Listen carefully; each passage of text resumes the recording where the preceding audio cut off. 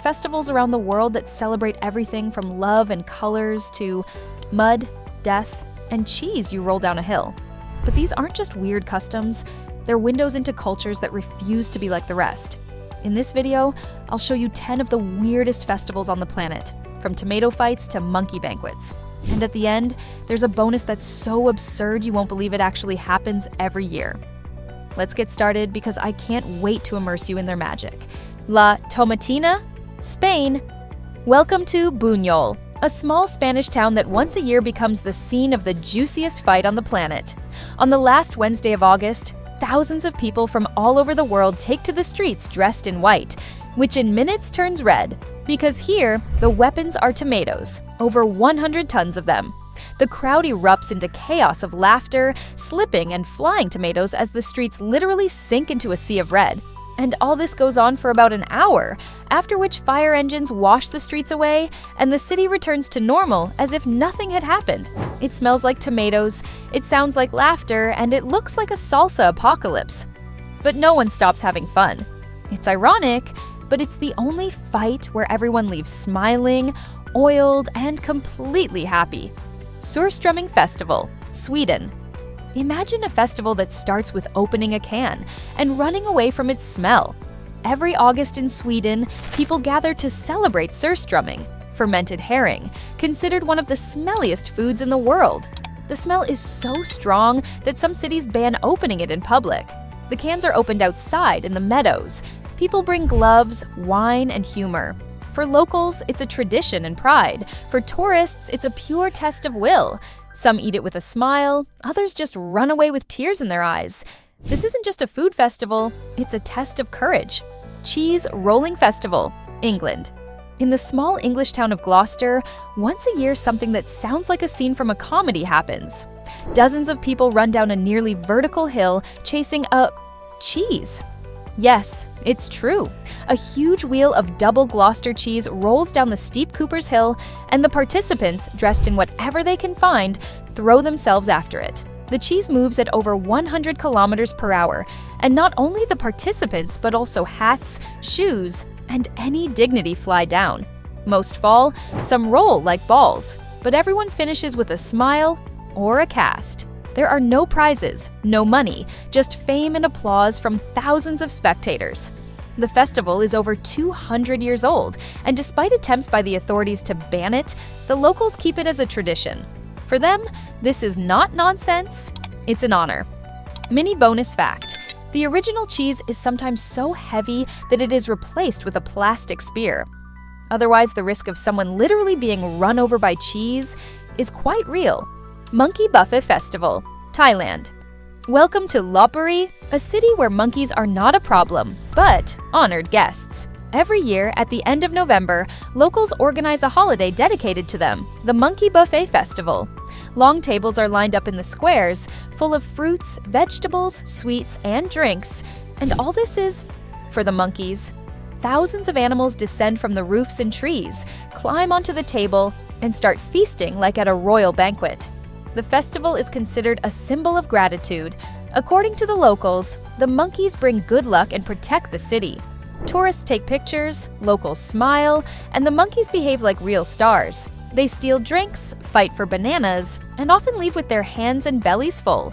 Sometimes the whole scene looks like a chaotic circus. Food flies, people shout, and hundreds of little paws grab, pull, and throw. But no one gets angry. Mini fact: over 2 tons of food are prepared for the holiday, and restaurants in the city even donate their excess produce specifically for the guests with queues. The Boryeong Mud Festival, South Korea. There's a place in Korea where people pay to get dirty. And seriously, welcome to Boryeong, the city where every July the beach turns into a muddy battlefield. Literally, hundreds of thousands of people come from all over the world to jump into huge pools filled with thick, gray mud, slide down mudslides, and participate in mud fights. Locals claim that the mud is rich in minerals and does wonders for the skin. Tourists simply come for the laughter and madness. The beach is filled with music, concerts, mud races, and even mud massages. Everything you can imagine, but more slippery.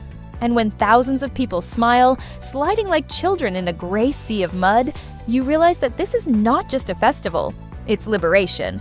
Bonus fact, the festival began in the 90s as a marketing campaign for cosmetics from mud, but it is so popular that today it attracts over 1.5 million visitors a year. The Day of the Dead, Mexico. In Mexico, death is not the end. It is an invitation to celebrate. Every year in early November, the country dresses in orange, purple, and black. The streets fill with flowers, candles, skulls, and music. It's Dia de los Muertos, the Day of the Dead, a festival where people don't mourn, but celebrate the lives of those who have passed away. Families build small altars called ofrendas with their photos, food, and their favorite drinks. It's believed that on these 2 days, spirits return home, not to scare, but to reunite with family. It smells like incense and sweets. It sounds like mariachis and laughter. The air is alive. Tourists are often left speechless. How can something related to death be so beautiful? But in Mexico, it's a philosophy. We don't fear death. We invite it to the table. Krampusnacht, Austria, Germany. While in most countries Santa Claus brings gifts to obedient children, in Austria and Germany, there is his dark reflection. His name is Krampus, half man, half devil, with horns, fur, and a long red tongue. And on the night of December 5th, during Krampusnacht, he takes to the streets. Thousands of people dress up as monsters, with realistic masks, chains, and bells, and go around the cities to punish naughty children and scare everyone else. It's a mix between carnival and nightmare, but with an incredible atmosphere.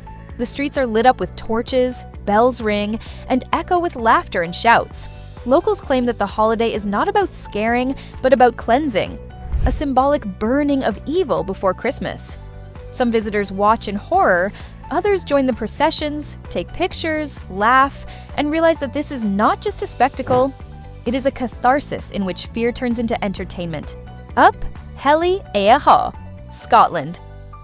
In Scotland, winter doesn't end quietly. It ends with flames.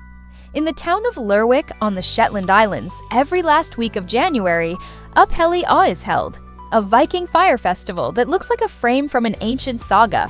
Thousands of men dressed as Vikings march through the streets with torches in their hands. Bearded faces, horned helmets, armor, drums. Everything is authentic. In their hands, a huge wooden ship, built especially for this day. When night falls, the procession stops on the shore. After a short ceremony, the ship is set on fire. The torches fly, the fire explodes, and the whole town explodes with it. Thousands of voices sing Viking songs while the flames rise into the sky. This is not just a spectacle, it is a tribute to the past, to the sea, to the ancestors who came here in boats, fighting the winds of the north. Songkran, Thailand. Imagine a city where everyone is armed with a water gun. And no, this is not a movie. This is reality. Welcome to Songkran, the Thai New Year, and the biggest water fight on the planet. For 3 days, the whole of Thailand turns into a battlefield of laughter and water jets. The streets of Bangkok and Chiang Mai are clogged with people with buckets, guns, and hoses, and tourists don't even try to stay dry. Locals joke that it's the cleanest start you could wish for. Songkran was originally a spiritual ritual, a symbolic washing away of sins and a new beginning. No one is safe. Monk, taxi driver, child, or foreigner, everyone is part of the game. And despite the chaos, there is order.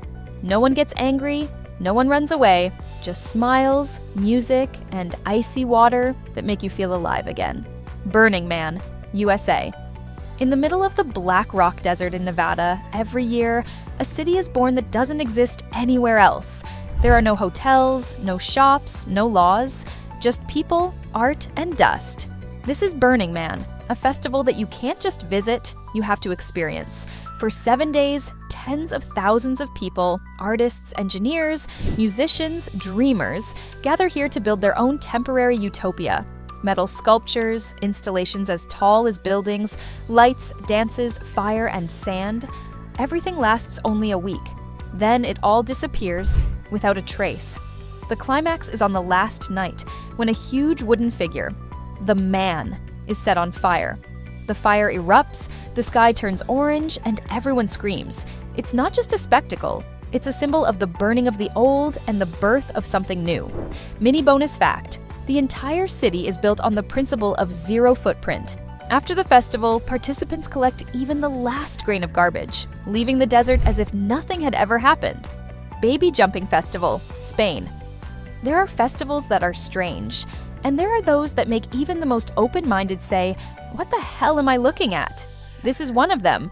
In the Spanish village of Castrillo de Murcia, every year after the feast of Corpus Christi, the streets are covered with red cloths.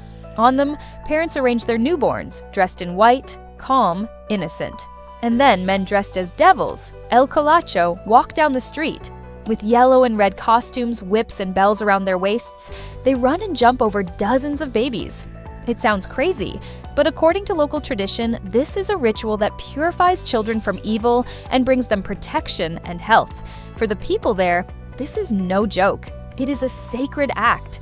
And while tourists watch with a mixture of horror and curiosity, parents smile because they believe that after each jump, evil is left behind. Bonus fact, El Colacho dates back to 1620 and is now protected by UNESCO as a cultural heritage. And maybe there is some truth to this. In a world full of fears and anxieties, Spain reminds us in its own way. Sometimes you have to jump over fear to move forward. From tomato fights and fire dancing to babies that the devil jumps over with a smile, the world is full of festivals that remind us of one thing: humanity is crazy, but beautifully crazy. Each of these holidays is a reflection of something deeper: our need to laugh, to purify ourselves, to belong, to celebrate life even when we don't fully understand it. If you have to take anything from this video, let it be this: in diversity lies the true magic of the world. Which of these festivals would you like to visit in person? Write to me in the comments. I'll be interested to see which crazy ritual tempts you the most. And don't forget to subscribe, because in the next video, I'll take you to places that will not only surprise you, but will completely rewrite your idea of the world.